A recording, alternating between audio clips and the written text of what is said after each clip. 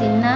मैं डैट गया 1921 बैच की छात्रा हूँ। डिप्लोमा एंड एलिमेंट्री एजुकेशन के तहत X3 पेपर में कार्य और शिक्षा में हमने शैक्षणिक वीडियो के बारे में पढ़ाई की है। इसके असाइनमेंट के तहत मेरा टॉपिक है शिक्षा, जिसको गाइड किया है हमारे व्याख्याता डॉक्टर जनेंद्र सर ने।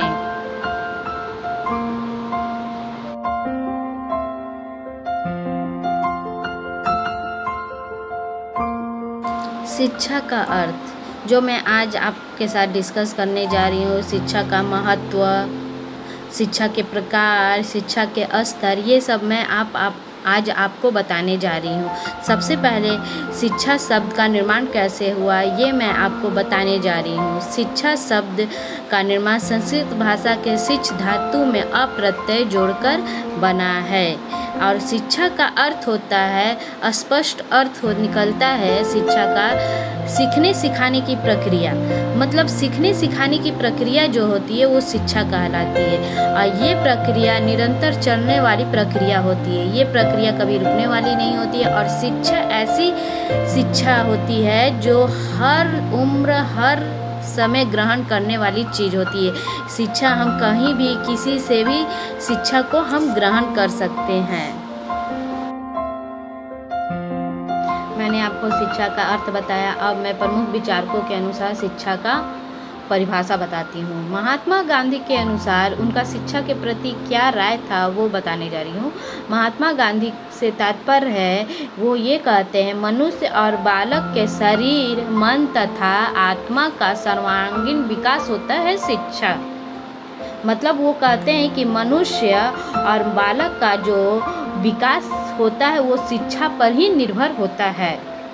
और जॉन ड्यूई के अनुसार बताती हूँ, शिक्षा व्यक्ति के उन सभी भीतरी शक्तियों का विकास होता है जो नियंत्रण रखकर अपने वातावरण में नियंत्रण रखकर अपने उत्तरदायित्व को पूरा करते हैं, वो उनके लिए शिक्षा होती है, वो उन्हें शिक्षा कहते हैं। और प्रमुख विचारक के अनुसार जैसे हुआ थॉमस एडिसन के द्वारा शिक्षा मानव मस्तिष्क को प्रभावित करती है। शिक्षा जो होती है मानव मस्तिष्क को तो प्रभावित करती ही है, तब वह उसके प्रत्येक गुण को पूर्णता लाकर व्यक्त करती है, उसे वो शिक्षा मानते हैं। और फिर आपको सर्वपल्ली राधाकृष्ण के द्वारा शिक्षा का उनका क्या राय है, क्या तात्पर्य है। शिक्षा व्यक्ति को और सामाजिक विकास की सशक्त प्रक्रिया होती है।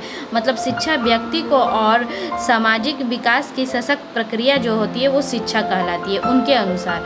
फिर आपको बता सकती हूँ मैम, राष्ट्रीय शिक्षा आयोग 1964 और 66 के द्वारा मैं बताती हूँ, शिक्षा राष्ट्र के आर्थिक सामाजिक विकास का शक्तिशाली साधन होता है और शिक्षा राष्ट्रीय संपन्नता एवं राष्ट्रीय कल्याण की कुंजी होती है। मतलब कोई भी राष्ट्र, कोई भी देश, कोई भी विदेश, उसका शिक्षा पे ही उनका विकास जरूरी है। मतलब मैं कहना चाहूँगी कि शिक्षा जो होता है, शिक्षा के आधार पे उनका विकास निर्भर होता है हर जगह।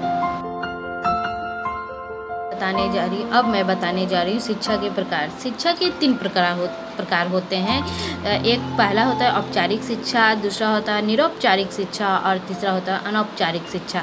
औपचारिक शिक्षा के बारे में कहा जाए तो ये विद्यालय, महाविद्यालय, विश्वविद्यालय पर की जाती है। औपचारिक शिक्षा कहे तो उसका उद्देश्य पाठ्यचर्या और शिक्षण विधि एकदम निश्चित और योजनाबद्ध होती है। मतलब एक निश्चित के अनुसार यहाँ पढ़ाया जाता है, यहाँ सिलेबस बनाया जाता है कि ये हर महीने कौन कौन सा पाठ, सिलेबस, पाठ्यचर्या क्या है वो पढ़ाना है, हमें सिलेबस कैसे ख़त्म करना है, कैसे उसको बनाना है, ये सब एक योजना विधि के द्वारा शिक्षा वहाँ ग्रहण की जाती है। ये हो गया आपका औपचारिक शिक्षा।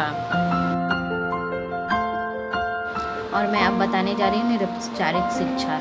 इस शिक्षा का उद्देश्य पाठ्यचर्या और शिक्षण विधियाँ प्रायः निश्चित होती है और यह लचीली होती है और इसका उद्देश्य प्रायः सामान्य शिक्षा का प्रसार और सतत शिक्षा की व्यवस्था करना होता है। इस पाठ्यचर्या को सीखते समय उनके आने वाली आवश्यकताओं को ध्यान में रखकर निश्चित की जाती है। समय और स्थान भी सीखने वाले की सुविधा पर निर्भर की जाती है। है कि ये शिक्षा किस तरह पूर्ण की जाए। और औपचारिक शिक्षा की बात करें तो यह शिक्षा जिसकी योजना न पटचर्या न शिक्षण विधियाँ और न निश्चित उद्देश्य होते हैं, जो आकस्मिक रूप से सदैव चलती रहती है, और ये अनौपचारिक शिक्षा कहलाती है। इस प्रकार की शिक्षा मनुष्य के जीवन भर चलती रहती है। इस प्रकार की शिक्षा मनुष्य के जीवन भर चलती रहती है, क्योंकि यह परिवार एवं समुदाय में हम जो सीखते हैं और उसमें जो सब वो हम समाज को जो हमें सिखाता है, मतलब कहे तो परिवार और समुदाय से जो हम लोग सीखते हैं और जो समाज हमें सिखाता है, उसे ही अनौपचारिक शिक्षा कही जाती है। अब मैं बताने जा रही हूँ शिक्षा का महत्व। शिक्षा का महत्व के बारे में बात करें तो सबसे पहले मैं बताऊंगी कि शिक्षा हम सभी के उज्जवल भविष्य के लिए एक बहुत ही आवश्यक साधन है।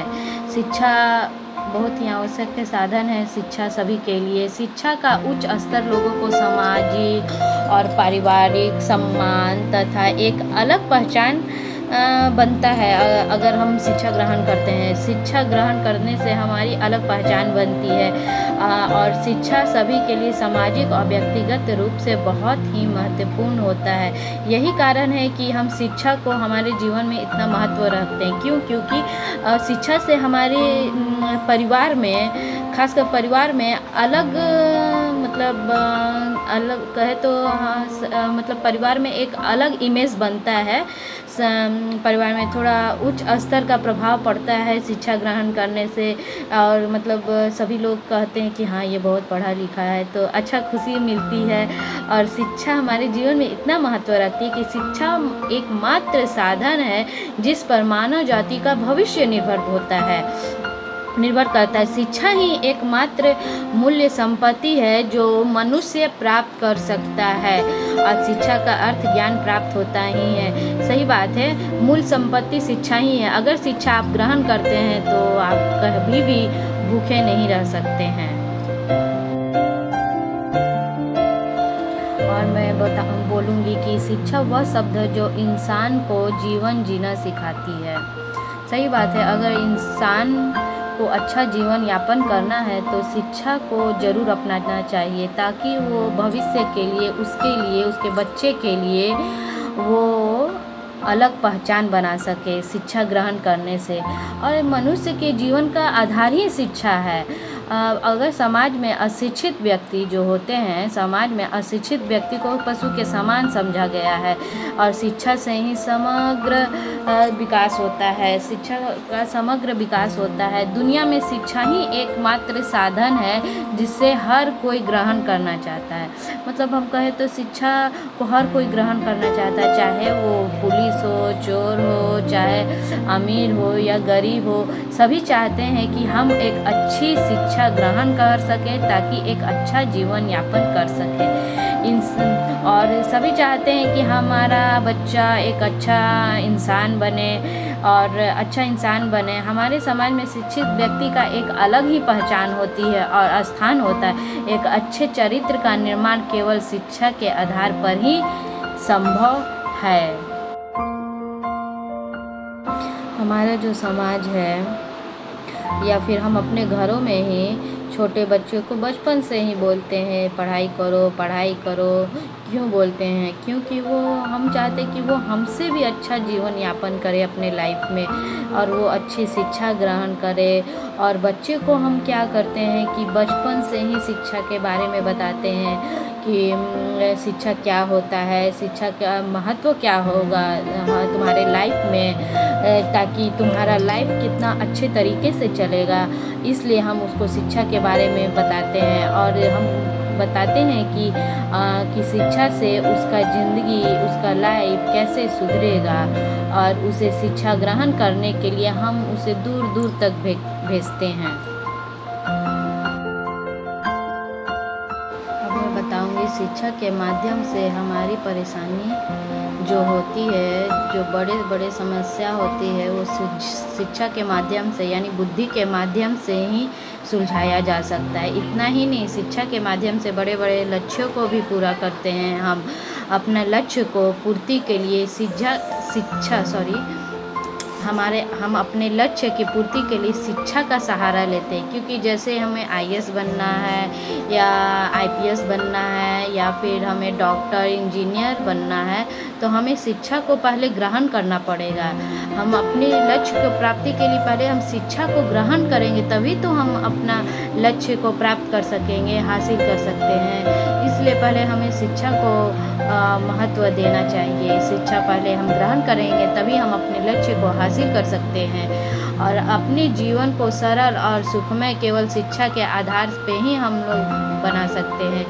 और शिक्षा प्राप्त करने से मनुष्य ज्ञानी बनता है, और उससे में शिक्षा प्राप्त करने से मनुष्य ज्ञानी बनता है और उसमें सकारात्मक विकास होता है। शिक्षा से ही केवल इंसान का ही नहीं विकास होता है, बल्कि पूरे समाज का विकास होता है। और इतना ही नहीं, अमीरी और गरीबी का बीच का फ़र्क सिर्फ शिक्षा ही है। एक समृद्ध जीवन जीने के लिए शिक्षा होना बहुत ज़रूरी है। शिक्षा ग्रहण करने से ही हमें जीवन में रहने के लिए, समाज में रहने के लिए तौर तरीके का पता चलता है। कैसे पहनना ओढ़ना है, कैसे खाना है, कैसे चलना है, बोलना है, जीना है, ये सब शिक्षा ग्रहण करने के बाद हमें और अच्छे तरीके से मालूम चलता है। और शिक्षा तो हर आदमी का जन्मसिद्ध अधिकार ही है। शिक्षा समृद्ध जीवन जीने के लिए बहुत ज़रूरी होता है। एक किसी भी देश का भविष्य का उनके नागरिकों को शैक्षणिक स्थिति पर ही निर्भर होती है। और कहा जाता है कि अगर एक घर में, एक परिवार में अगर एक नारी शिक्षित है, तो बोला जाता है कि एक नारी शिक्षित है तो एक परिवार शिक्षित है, और जब परिवार शिक्षित है तो पूरा राष्ट्र शिक्षित है।